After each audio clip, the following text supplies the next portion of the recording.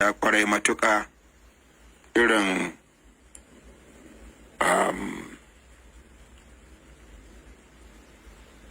irin kulawar da kuka nuna akan abin da ya samu wannan baiwa Allah Husaina Abbas, wanda wasu ma suka ce shekara 6 da aka kulle shi a Kuje prison ne, ba a Kuje prison ba ne, a gadirum ne na sojoji a nan Abacha barracks. A nan ya yi shekara 6 a kulle har ya samu taɓin hankali, kuma aka ƙi kai shi asibiti sai da ta daddage, sannan aka kai shi asibiti ya samu sauƙi, aka dawo da shi, sai ka sake maida shi, aka garkame shi, babu kulawa, babu magani. Matai ita ke ƙoƙarin ta siyo magani da sauransu, duk jarinta da komai nata ya ƙare, tana ta ƙoƙari.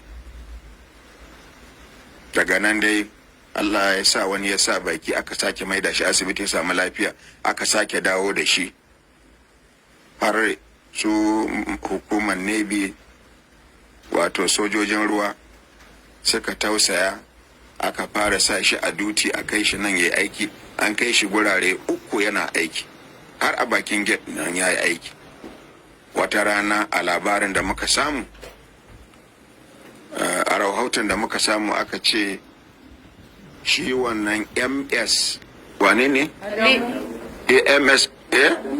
MS Adamu, yaran shi suka hango shi Abbas a bakin gate inda yake aiki, suka faɗa mishi cewa ga Abbas nan ya ci gaba da aiki. A yayin da rahoto ya zo mana, shi MS Adamu ya ce ya za a yi a bar shi yana aiki. Aka sake zuwa aka kama shi, aka garkame shi, aka kulle shi. Shine har rana mai kama ta yau. To muna godiya kwarai matuƙa, amma wasu ku da suke cewa za a yi mata gidauniya, a tara mata kuɗi, mu fa ba magana gidauniya ya kawo ta nan ba.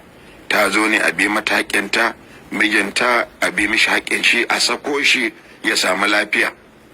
Mutum yake ɗan adam, ba kowa ya kashe ba.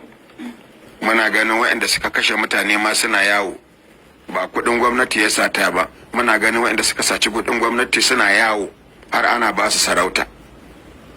Don Allah, ku da kuke da kyakkyawan niyya da kuka kawo wannan shawarar a yi mata gidauniya, a tara mata kuɗi, Allah ya saka muku da alkhairi. Amma mu lokacin da za a tara mata kuɗi ma bai taso ba. Yanzu abin da muka daddage a kai shine excuse me, yadda mijinta zai fito, za a bi mata haƙƙinta, a bi ma mijinta haƙƙin shi.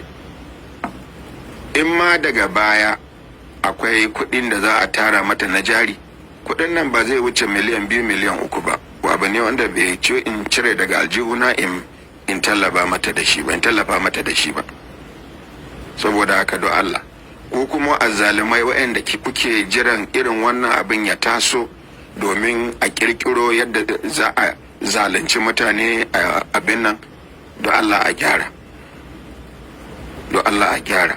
mu ji tsoron Allah, mu kiyaye. Babu wani maganan tara kuɗi. Akwai yawan mutanen kirki ma da suka kira ni maganan tara kuɗin nan, don abin ya sosa masa rai cewa ya kamace a ce tun da ba ta da gata ta ɓangaren danginta, nan ɓangaren dangin miji babu gata, a tallafa mata, a ɗan tara mata kuɗi da sauransu. Na ce ba yanzu ba kuɗin ne a gabanmu ba yanzu, fitowan shi da samun lafiyan shi ne. In lokacin ya kai, in ma har ba da kuɗi, to ma san yadda aka yi. Kuma ita da kanta za ta zo nan ta faɗi account number ta da bakinta, kuna gani, kuna ji, kuna gani. To wannan kenan, sai a haƙuri. In Hausa ya tawo ba ta yi abin nan, an tsinci kwata a Hausa tawo, to sai a yi haƙuri do Allah. What I talk for Hausa